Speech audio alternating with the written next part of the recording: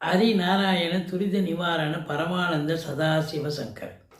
உலகெங்கிலும் வாழ்ந்து கொண்டிருக்கும் ஸ்ரீராம் ஆஸ்ட்ரோ யூடியூப் சேனல் நேயர்களுக்கு டாக்டர் சைதை ராஜாவின் அன்பான வணக்கங்கள்.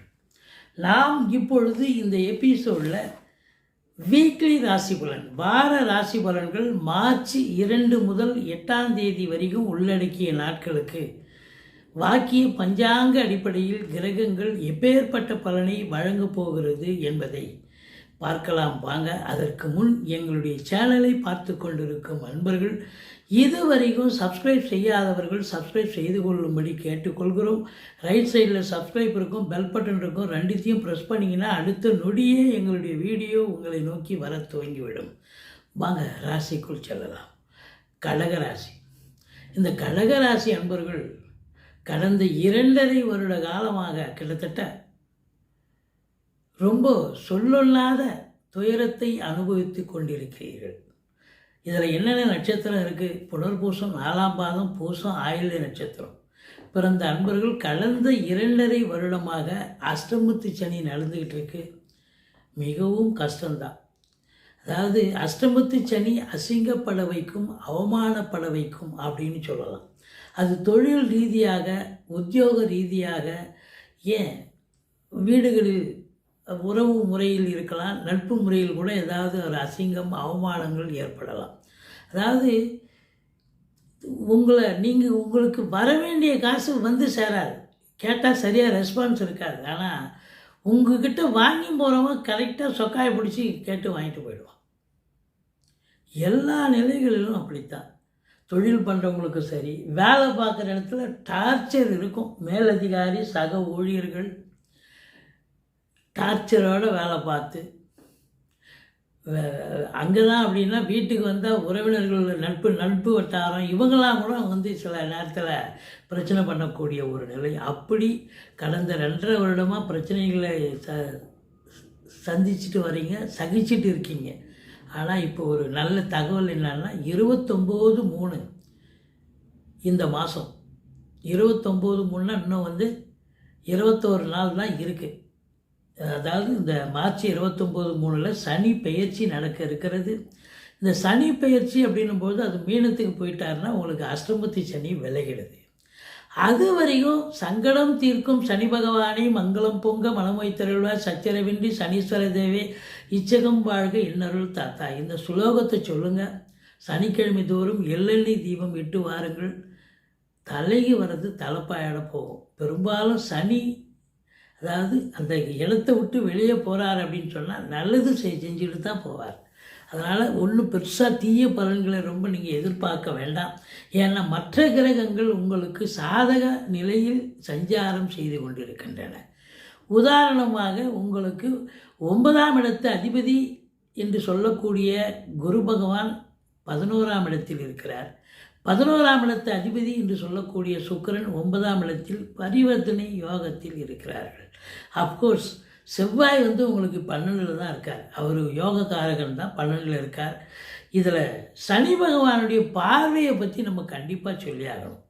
இந்த சனி பகவான் 2ஆம் வீட்டை பார்க்கிறார்.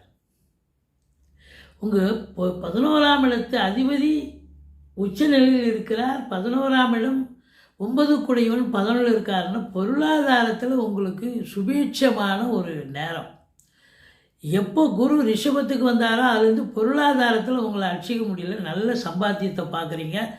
ஆனால் நிறைய இளைஞரை சந்திக்கிறீங்க. அஷ்டமத்து சனி அது அவருடைய வேலையை அவர் சனி பகவான் செய்வார். குரு பகவான் இவருடைய வேலையை இவர் செய்வார். அப்போ பொருளாதாரத்தில் ஒரு பாக்கியமான சூழல், நல்ல சம்பாத்தியம், ரெட்டிப்பு சம்பாத்தியம் இருக்குது.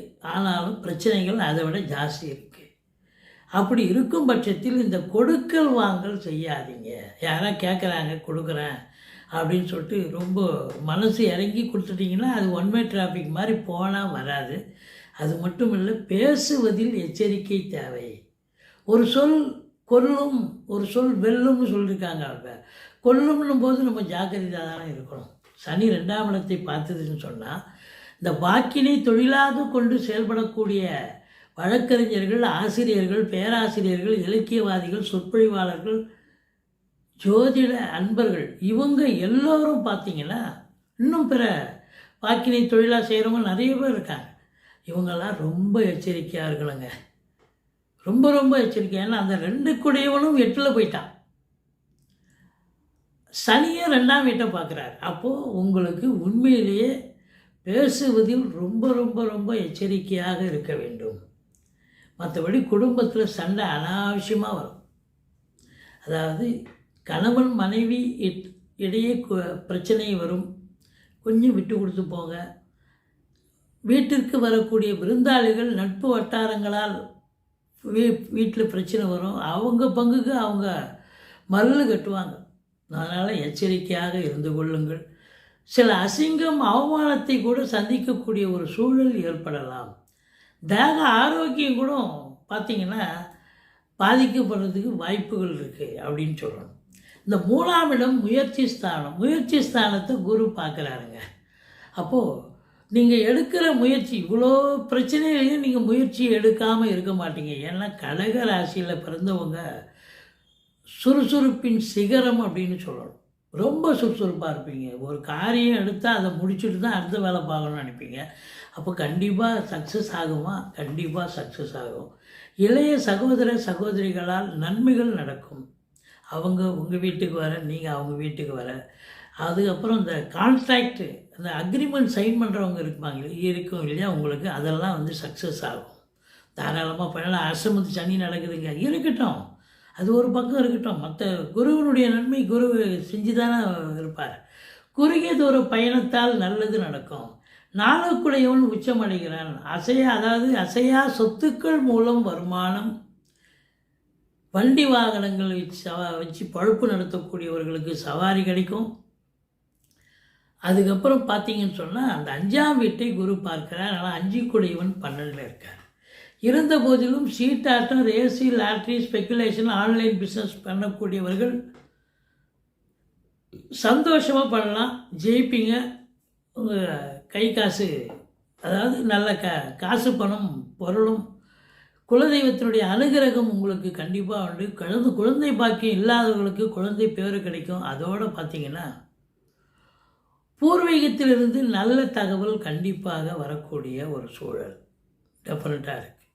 7ஆம் வீட்டை குரு பார்க்கிறார். கணவன் மனைவி இடையே கருத்து வேறுபாடுகள் படிப்படியாக குறைஞ்சி சகஜ நிலைக்கு, சந்தோஷ நிலைக்கு மாறக்கூடிய ஒரு நிலை. நண்பர்கள், பிரிந்து சென்ற நண்பர்கள் தேடி வந்து உறவாடுவார்கள். உறவினர்கள், உதாசீனப்படுத்திய உறவினர்களும் உங்களை அரவணைப்பாக செயல்படுவாங்க. சமூகத்தில் இழந்த பெயர் கண்டிப்பாக நீங்கள் இப்போ மறுபடியும் நல்ல பேர் எடுக்கக்கூடிய ஒரு தருணம் வந்தாச்சு அப்படின்னு சொல்லலாம். மற்றபடி 9ல் ராகு இருக்குது. தந்தைக்கு இடர்பாடுகள்னு சொல்லிட்டோம். அந்நிய பொருளாதாரம் வீடு தேடி வரப்போகிறது. கலைத்துறையில் பணியாற்றக்கூடியவர்களுக்கு ஒரு பொக்கிஷமான ஒரு காலம். பத்திரிகை துறை, எழுத்துத்துறை, எழுத்தாளர்கள், கவிஞர்கள், ஆடிட்டர்கள், டாக்குமெண்ட் ரைட்டர்ஸ், வழக்கறிஞர்கள், இவங்களுக்கெல்லாம் கூட ஒரு உன்னதமான ஒரு நேரம். இப்போது இவங்களுக்கு அந்த ப்ரொமோஷன் இதெல்லாம் வந்து எதிர்பார்க்கறது கண்டிப்பாக கிடைக்கும். சலுகைகள் அனைத்தும் கிடைக்கும். தனியார் துறையாக இருக்கட்டும், அரசு துறையாகட்டும், வங்கிகள், அரசு கருவூலம், ஃபைனான்ஸு, நிதித்துறை, நீதித்துறை, இது போன்ற பிரிவில் பணியாற்றக்கூடியவர்கள் கொஞ்சம் அதிகப்படியான உழைப்பு தேவைப்படுகிறது. ஏன்னா 10ஆம் வீட்டை சனி பார்க்கிறார் என்று சொன்னால் உழைப்பு அதிகமாக இருக்கும். 8 ஹவர் டியூட்டி பார்க்கணுன்னா 10 ஹவர் 12 ஹவர் பார்க்க வேண்டிய சூழல் வரும். சொந்த தொழில் பண்ணுறவங்க கூட பார்த்திங்கன்னா காலையில் 7 மணிக்கு போவார், சாயந்தரம் 7 மணிக்கு வந்துடுவாருன்னு சொன்னாக்கா, இப்போ பார்த்தீங்கன்னா காலையில் 5 மணிக்கே எழுந்து கிளம்பி போயிட்டாருங்க, ராத்திரி 9ஆவது இன்னும் வரலைங்க அப்படின்னு சொல்கிற அளவுக்கு உழைப்பு அதிகமாக இருக்கும். அப்போ உழைப்பு அதிகமாக இருக்குது, இன்புட் இருக்குதுன்னு சொன்னால் அவுட்புட் கண்டிப்பாக கிடைக்கத்தானே கிடைக்கும். கண்டிப்பாக லாபம் கிடைக்கும். சொந்த தொழில் பண்ணுறவங்களுக்கு ரெட்டிப்பு லாபம், ரெட்டிப்பு மகிழ்ச்சி. அரசு உத்தியோகம், தனியார் துறையில் இருக்கிறவங்களுக்கு சலுகைகள் அனைத்தும் கிடைத்து மிக சிறப்பாக உன்னத நிலையை எட்டுவீர்கள் என்று சொன்னால் மிகையாக. உங்களை பொறுத்தவரையிலையும் ராசிநாதன் 9ஆம் இடத்துல இருந்து பயணப்பட்டு சஞ்சாரம் பட்டு 12ஆம் இடம் வரைக்கும் வரார். 9, 10, 11. அப்போ அற்புதமான இடமாச்சே. ராசிநாதன் அற்புதமான இடங்களில் சஞ்சாரம் செய்வதால் தொழில் ரீதியாக உத்தியோக ரீதியாக ஒரு முனைப்போடு செயல்பட்டு நல்ல ஒரு அதிகப்படியான லாபத்தை ஈட்டக்கூடிய ஒரு பொன்னான நேரம் என்று சொன்னால் மிகையாகாது. வேலை பலு இருக்கும், டென்ஷன் இருக்கும், இதெல்லாம் இருக்கும். இந்த செவ்வாய் உங்களுக்கு 12ல் மறைஞ்சிட்டார். இருந்தாலும் காவல்துறை, தீயணைப்புத்துறை, மருத்துவத்துறை, இராணுவத்துறை, மெடிக்கல் ஃபீல்டு, இந்த நிதித்துறை, நீதித்துறை, மற்றபடி கட்டிட கலைஞர்கள், ஃப்ளாட் ப்ரமோட்டர்ஸ், பில்டர்ஸ், இவங்களுக்கெல்லாம் பார்த்தீங்கன்னு சொன்னால் சிறப்பாக செல்லும், தொழில் சிறப்பாக செல்லும். இருந்த போதிலும் செவ்வாய் 10க்குடையவன் 12ல் இருப்பதால் வரக்கூடிய வருமானத்தை, லாபத்தை கூட தொழிலையே போட்டு தொழிலை இன்னும் இன்வால்மெண்ட்டாக செஞ்சு பெரிய லெவலில் ரீச் பண்ணணும் அப்படின்ற ஒரு முனைப்போடு செயல்படுவீர்கள். மற்றபடி அஷ்டமத்து சனி விலகப்போது, இருந்த போதிலும் மற்ற கிரகங்கள் சாதகமாக இருக்கின்றன. இந்த கடகராசியில் பிறந்த அன்பர்களுக்கு இந்த வாரம் நிச்சயமாக நல்லாவே இருக்க போது. கவலைப்படாதீங்க, சந்தோஷமாக இருங்க, முருகப்பெருமானை வழிபாடு செய்யுங்கள். இதுவரைக்கும் எங்கள் சேனலை பொறுமையாக பார்த்தமைக்கு நன்றி. எங்கள் சேனல் பிடித்திருந்தால் லைக் பண்ணுங்கள், ஷேர் பண்ணுங்கள், சப்ஸ்கிரைப் பண்ணுங்கள், மறக்காமல் சப்ஸ்கிரைப் பண்ணுங்கள். நன்றி. வாழ்க வளமுடன்.